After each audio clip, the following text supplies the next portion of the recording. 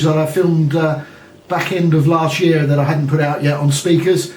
So if you want to be a mobile DJ, one of the big questions is, what speakers do you get? Well, have a look at this footage and hopefully it'll give you some idea. We're going to try to help with that question that myself and I know a number of other pro DJs get asked quite a lot. What speakers should I get? Well, it's not something that I can give you the definitive answer, but what I can do is give you a few ideas, so it may be helpful for you when making that decision.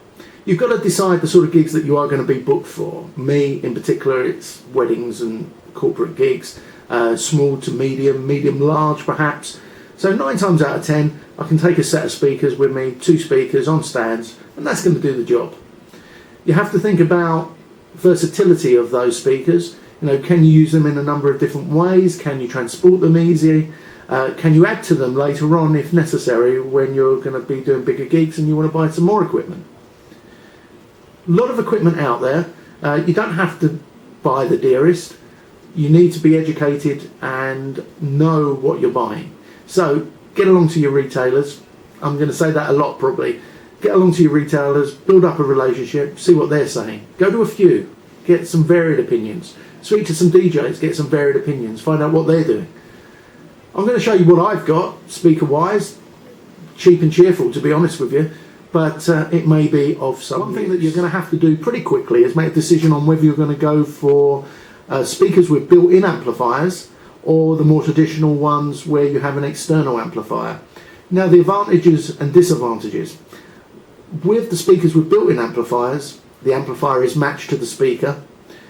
You haven't got to worry about carting the external amplifier around.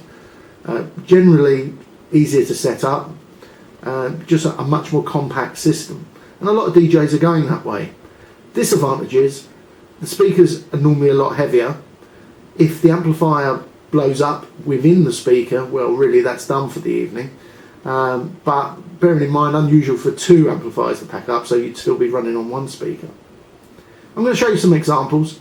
Hope it's of use. So bearing in mind the sort of gigs I'm doing on a weekly basis, I'll show you the speakers that I'm carrying around with me, and it might give you some ideas. So starting off with, when I updated my setup about 8 years ago, 9 years ago, from all those old, really heavy wooden, old-fashioned type speakers, the first ones I went for, budget played a big part of this, was these. They're Sound Lab, they're low budget. They are the sort of speaker that a lot of companies use to rebadge and put their own name on, so you might see these around. 15-inch main driver here. I think it's an 1.25" tweeter. With these, they're just standard ABS plastic speakers. I'll turn them around. You've got an in and a link. They're the speak-on connectors, which I think are a good way forward. These are rated at approximately about 300 watts. Now, I've got to be honest, I think they're probably nearer about 150 watts. So if you're running a pair of these full range at 8 ohms, you're going to get about 150 watts per side. But for the average small party, if they don't want a lot of bass, it's adequate. I've had good service out of these, and what I have noticed is when run with subwoofers, so only running mid and top frequencies through them, they're very clear and do the job satisfactorily. Yeah, good service. As you can see, I've had them sort of 8 years. They've got a few little dents and knocks, but they've been okay. Cheap option, they're fine. We'll move on to the next one now. Coming down, still ABS, a little bit more solid. These have got a wooden inner casing, only 12-inch. Now, I've only recently acquired these, and I got them really to run a little bit lighter.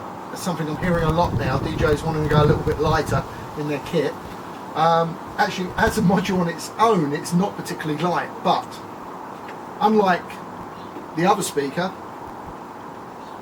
this has got a built-in amplifier. So running a pair of these, in theory, you don't have to take another amplifier with you.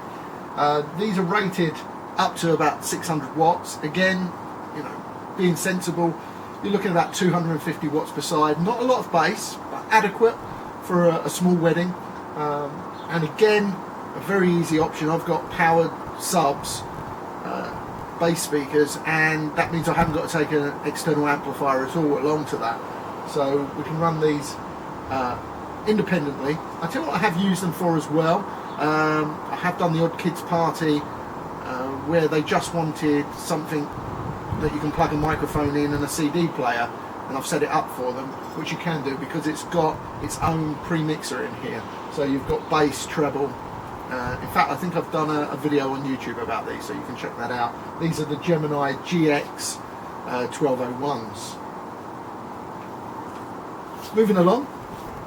So this is what I call my main speaker setup, really. A pair of these, 15-inch subwoofer tweeter. They're JBL's JRX Series 100s. I think they're the 115s because of the 15-inch. My first impressions of them were a bit old-fashioned, to be honest with you. They look very much like speakers that I had 20 years ago. But the difference is, while yes, they're carpet-covered wooden speakers, they're very, very solid, very heavy, so you have to bear that in mind when transporting them. But they can handle a gig on their own. You know, put a pair of these on a set of speaker stands, and for the average medium-sized gig, you can get away with that for the whole evening.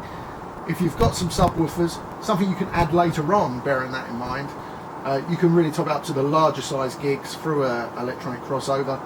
And when it's handling just the mid and tops, I'd be quite happy running even more through it. Solid construction, metal handles, speak on and jack in here.